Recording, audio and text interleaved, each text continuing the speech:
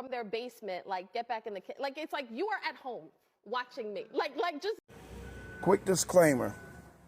I don't agree with what Cam Newton said and how he said it at all.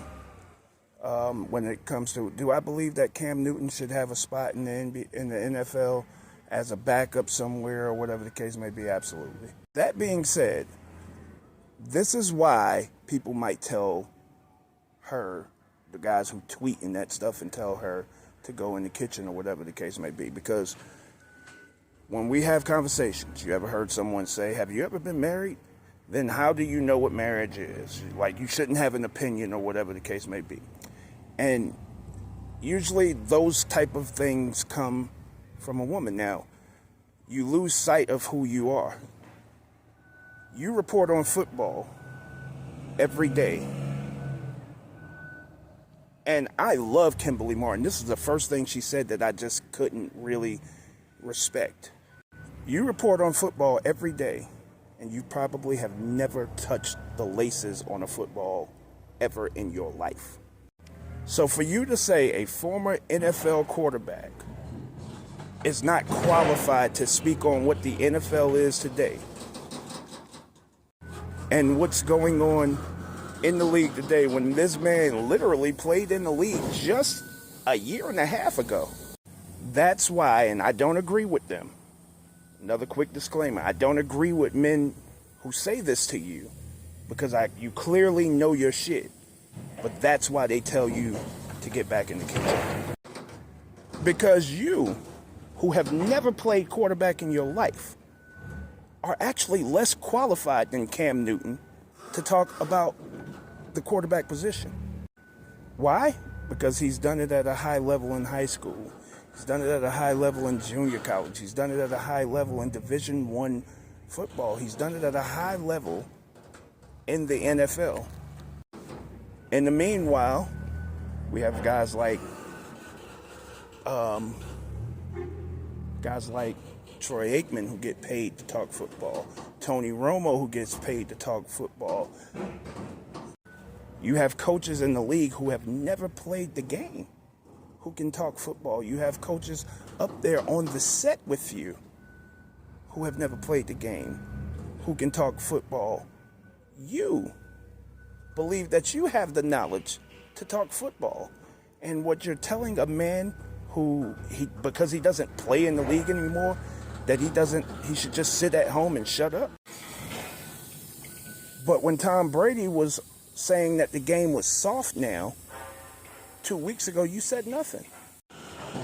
You see, it's something about these ESPN reporters who, for some reason, never, ever disrespect other players who are in the same position, who may say certain things, discrediting the game, or just telling their opinion about what the game is. But then ESPN absolutely allow these women to blatantly disrespect a certain group of people over and over and over again. When are y'all gonna get the message? When are y'all gonna start boycotting? Show off. Before I turn the show off, let me show off. Wasn't it 2016 or 2017 when all of these big name sponsors that Cam Newton had all of these deals with, they turned their back on him and parted ways with him because he said that one of the reporters, it was cute to hear a female talk about football? Not even that bad. That shit wasn't even that bad, but everybody was ready to do something to him. So here's the thing. The part that I notice about this, as well as other situations, for instance, the Cat Williams, I think her name's Sheila or something like that, situation or whatever the case may be, is if that man is to say something back in response to this woman after she disrespected him, everybody in the world will be ready to do something to him. They would be ready for him to lose something. They will be ready to take something. They will be ready to destroy him, just like they did in 2017. Her husband may want to fight him or do worse to him. However, strangely enough,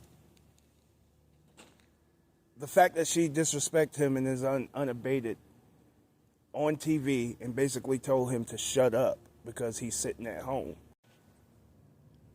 Means that she's allowed to talk any way she wants to, disrespectfully to a man that she wants to, how she wants to, and when she wants to, and even when some other people want her to.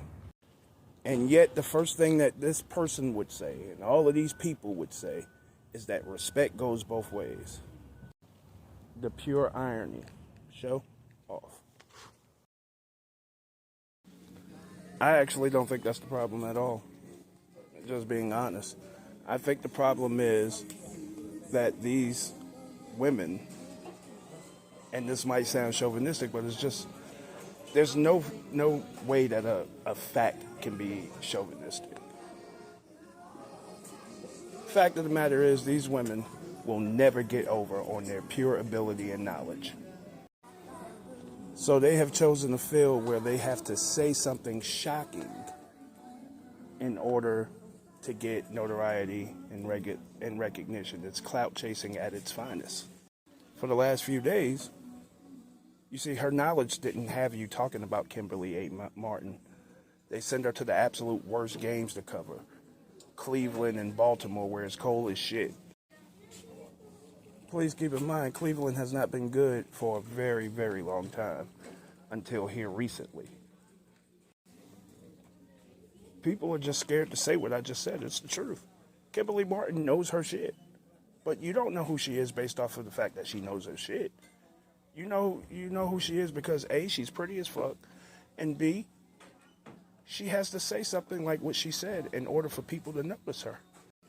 So there's a psychology that comes behind these women going out of their way to tear down the very people who make them their money, because if there was no them playing the sport that they covering, then there would be no job for them to have. People are scared to say things that are true because they come off as chauvinistic or whatever the case may be, but I'm not. I'll give you another example that the world can relate to. Superhead is not famous because she gives great blowjobs. She's famous because of who she's given blowjobs to and the fact that she was willing to tell those stories. In other words, she's famous because of who the cock was attached to. Another example, Candace Owens. Once again, it wasn't skill. She's not a politician that fought her way up through the ranks. She was able to get in front of a camera because she was an openly black woman who followed and supported Donald Trump. Now, I'll tell you what. Show me the time that you've seen these two words. You've never seen these two words put together. Female chauvinist. Now, why wouldn't you hear those two words put together? You wouldn't hear those two words put together because it is not, it's completely possible, but it's not something that we've ever put on women.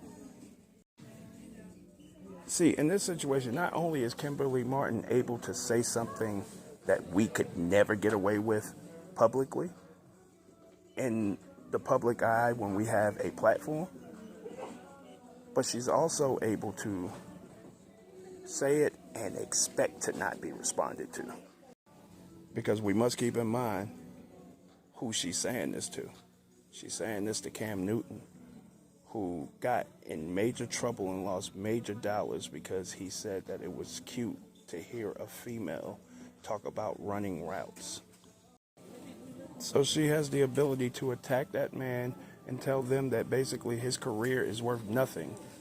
And you didn't see anybody on ESPN. Of course, the people on FS1 who's in competition with ESPN are going to say something or whatever the case may be, but you didn't hear no one from the network check her. From ESPN, check her. The sports network. And that's the shit. She knows it. She knows exactly what she was doing. She knew what she was going to accomplish. Because anything that Cam Newton says to respond to her puts her on the map. So she can say, basically, shut up. And he can't even say shit back. I say that to say this. It's harder for them in the game, but it's also easier once they get in. if you notice, the only athletes that actually tell the truth about what these women say are retired athletes. Des Bryant just did it with Malika Andrews. Because whether you want to admit it or not, those that are still playing, their bottom line is affected by those media personnel. Meanwhile, Kimberly trying to find a permanent spot sitting at that desk rather than being shipped off on Sundays to the coldest game that they can find. So she has to create controversy in order to say